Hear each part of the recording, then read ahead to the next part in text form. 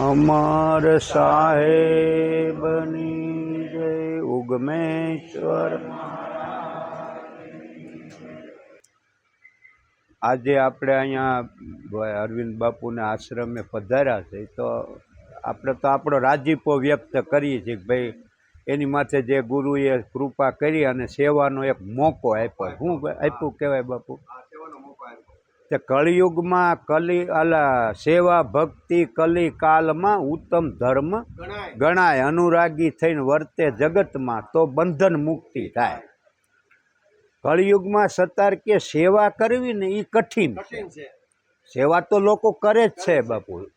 હું તો ઘણીવાર સત્સંગમાં કહું છું કે સેવાના પ્રકાર છે। બધાયથી ઉત્તમ સેવા ધ્યાન કરી અને આ જીવને 84માંથી મુક્ત કરવો એ 1 નંબર પહેલા નંબરની સેવા છે બાપુ।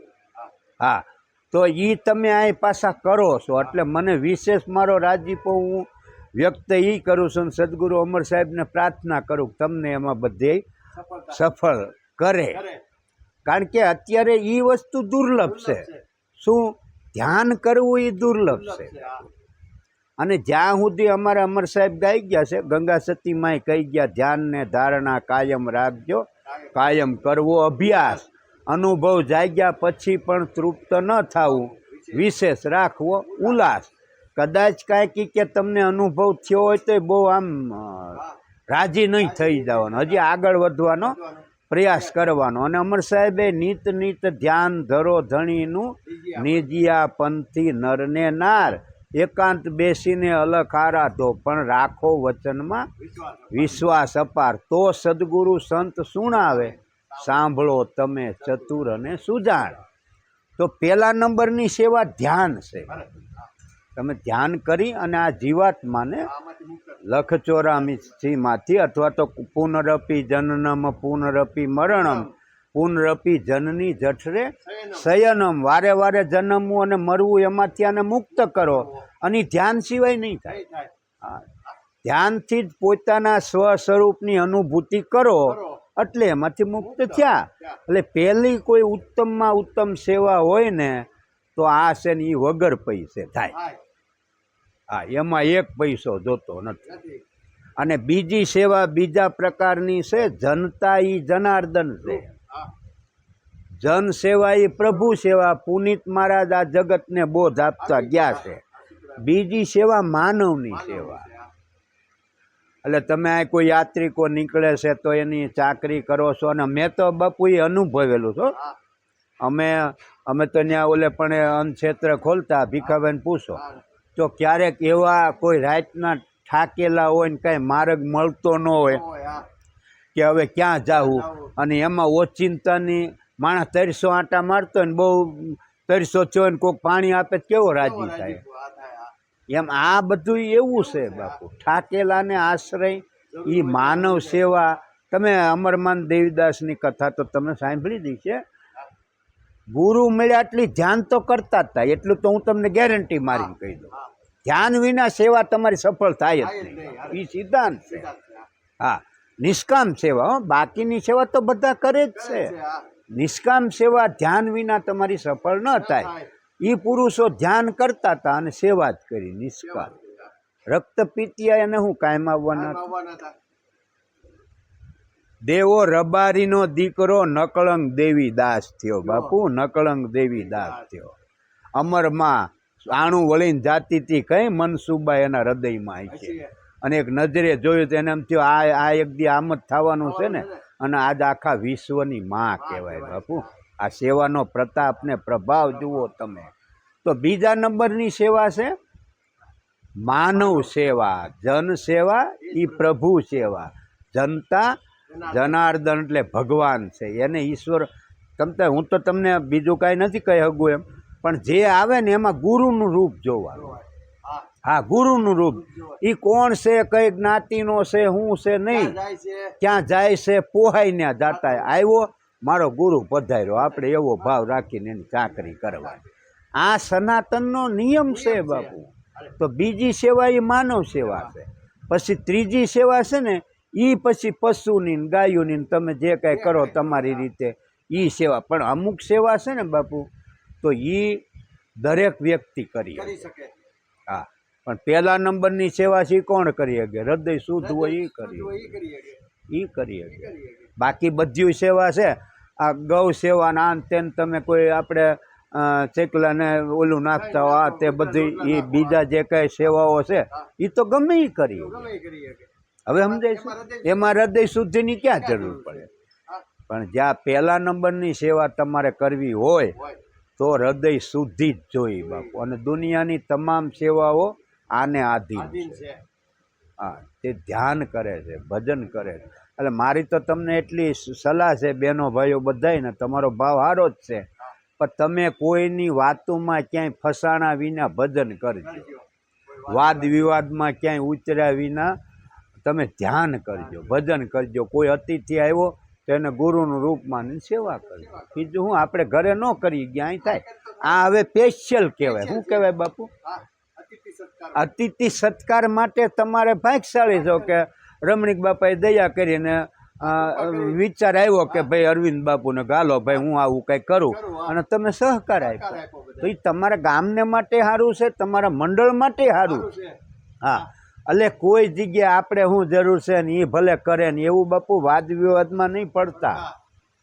રવિ સાહેબનું ભજન છે, વાદ વિવાદ મત કરો ભાઈઓ, અંતરથી આપું ટાળો. અમારા અમરો બાપો ગાઈ ગયો, વાદ કરોમાં વીરા મારા જુઓ ને જ્ઞાન કથી, હે સંતો નામ વિના બીજું કાંઈ. અને એક યાદ રાખજો બાપુ, જેના હૃદયમાં જ્યાં વાદ વિવાદ હશે ને ત્યાં ધર્મ જેવું કાંઈ નહીં હોય. એના કરતાં ગામનો વ્યવહારિક સજ્જન માણા હારો હોય, એ હારો બેને ભેગા કરે. હવે સમજ્યા તમે? એટલે ધર્મ છે ત્યાં વાદ હોતો જ નથી, ને વાદ હોય ને ત્યાં ધર્મ હોય જ નહીં. આ ત્યાં ખાલી આમાં શું છે બાપુ, દૂધ હોય ને પછી શું કરે, એક ખાલી વાત કરી દઉં તમને. એક રાજાને દૂધની ઘટ પડતી, એટલે એણે પ્રધાનોને આ વાત મૂકી કે ભાઈ આપણે દૂધ ઘટે છે રાજ્યમાં, તો એના માટે શું કરવું જોઈએ? એટલે કોઈએ વિચાર આપ્યો કે આપણે પશુ તો આપણા રાજ્યમાં બહુ છે, પશુપાલકો છે, ઘરે ઘરે દૂધાણા છે, તો એક કામ કરો ને આપણે એક ટાંકો મૂકીએ અને હવને કહે ભાઈ આપણે ઘેરે ઘેરે ન જઈએ, હવ એક એક લોટો આમાં રોજ દૂધ નાખી જાય. એટલે પછી રાજાનો હુકમ ને રાજા પ્રત્યે બધાને ભાવ, તો લોટો હવ નાખવા માંડ્યા. ધીરે ધીરે ધીરે કરતાં 2-4 મહિના થયા ને એટલે દૂધ હળવું પડવાનું, આસું થવા માંડ્યું. એટલે કોઈ કીધું આ દૂધ કાં આસું થાય છે? એટલે એમાં થયું હું, દાખલા તરીકે કોઈ એવો નબળા વિચારવાળો હોય, લોભી માણસ, તો એને એમ કહેવાય આટલા બધા રોજ હું દૂધ જ નાખે, હું એક પાણી નાખી આવું, શું એમાં પડે? લોટો લઈને જાય જ. હું એક પાણી નાખી આવું, શું ખબર ફરક પડે? 100 મહિના થયા ને તે ધોળું રૂપ જ રહ્યું, ધોળું પાણી સિવાય કાંઈ. હવે સમજાણું? એમાં એવું છે બાપુ, અત્યારે જાજે ભાગે વાદ વિવાદથી ધર્મ એવું નામ રહ્યું છે બાપુ. આચરણમાં તમે લાખોમાં કોક વ્યક્તિ એવી છે કે જેને જોઈને તમારું નેણ ઠરે, તમારા વિચારો અલગ હોય તો ભેગા કરે. બહુ અઘરું છે બાપુ. એટલે મારી તમને સલાહ છે કે તમે કોઈ જગ્યાએ વાદ વિવાદમાં નહીં પડતા. તમારો અંતરાત્મા જે કહે એ પ્રમાણે સેવા કરો, તમારું કર્મ જ તમને આવશે. સારું હોય કે નરસું, હા સારું હોય કે નરસું એ જ તમને મળશે. હા, એટલે ખોટી કોઈ, એટલે આ જે અત્યારે તમે બાપુ ઈશ્વર તમારી પાસે કરાત નિમિત્ત છો. એટલે અરવિંદ બાપુ એ નિમિત્ત છે અને ગુરુએ નિમિત્ત બનાવ્યો. અમે 9 વર્ષ સુધી ખેડ કરી બાપુ. હા, અને એ જે આનંદ છે એ કોઈ વાણીનો વિષય નથી બાપુ. એટલે તમને રમણીક બાપાએ દયા કરી છે, તમને ઉત્તમ વિચારો આપ્યા છે. એટલે દરેક ભાઈઓ બહેનોને તમને હું સલાહ આપું, ખોટા વાદ વિવાદમાં નહીં પડતા કોઈ જગ્યાએ. કે અહીંયા આવ્યા પછી કહેતો હતો ને કહેતી હતી, એ તમારા ઓલા આ છે ને આ દરવાજાની ઓલી બાજુ રાખવા ભાઈ, અને વાત કરવી તો ન્યા આવું. હા, આમાં એન્ટર થયા એટલે આમાં દાખલ થયા, બસ ભજન જે ગુરુએ નામ દીધું, તુહી તુહી તુહી નામ તારણ ધરો ઉનકા ધારણ તો નિવારણ કરેગો, નતા દાંત વાંકો દિયા દૂધ માકો, ખબર હે ખુદા કો સબર જો કરેગો, તેરે ઢૂંઢ સીના મીટે દિલ કા કીના, જીને પેટ દીના ને તો આપે ભરેગો. એટલે એ નામ ભગવાન સદગુરુની કૃપાથી બાપુ આજ આપણી પાસે તમને લાગે આ દુનિયાના જે મહાપુરુષો થયા ને એ આ ગુરુ મંત્રના અધિકારી છે. પણ આ વાદ વિવાદને આપણને ક્યાં ભૂગાડ્યા?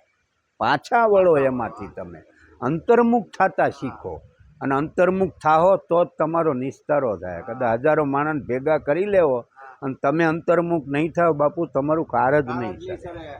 અને હજારો ભેગા થાય કે ન થાય, તમે એક અંતર્મુખ થઈ ગયા, તમારું કાર જ સહેજે સરશે બાપુ. એટલે સેવા ભક્તિ કલિકાલમાં ઉત્તમ ધર્મ ગણાય. અનુરાગી, અનુરાગીનો અર્થ શું થાય બાપુ? રાગ દ્વેષ નહીં.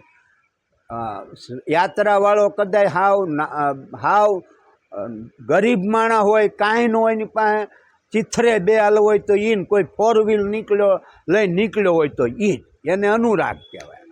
એને કોઈ ભેદ નથી બાપુ, એને કોઈ ભેદ નથી. આવો બાપુ આવો. આ સત્ય ભક્તિ સનાતનની આ રીત છે બાપુ. એટલે એણે કીધું અનુરાગી થઈને વર્તે જગતમાં તો બંધન, નકર બંધાતા જાય બાપુ.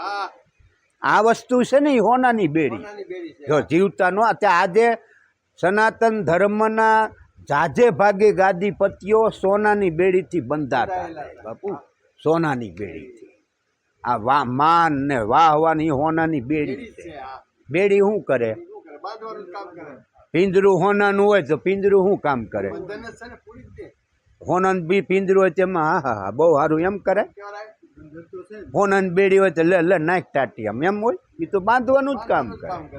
એને તોડો, એમાંથી નીકળવાનો પ્રયાસ કરો બાપુ. એટલે બીજું તો મારે વિશેષ બાપુ કાંઈ, મારે તો જવાનું છે, પણ છતાંય મને રાજીપો હું તો મારો વ્યક્ત કરું છું. તમારા પૂર્વજન્મના કોઈ સુકૃત હશે, તમારો શુદ્ધ ભાવ હશે, અને સદગુરુ અમરો બાપો કાયમીને માટે તમારી ઉપર અમી દ્રષ્ટિ રાખે એવી ભાવના હું મારા ગુરુ ચરણમાં કરું છું. એટલે ભજન કરજો, ધ્યાન કરજો અને સ્મરણ કરજો. બોલો સદગુરુદેવની જય, અમર સાહેબની જય.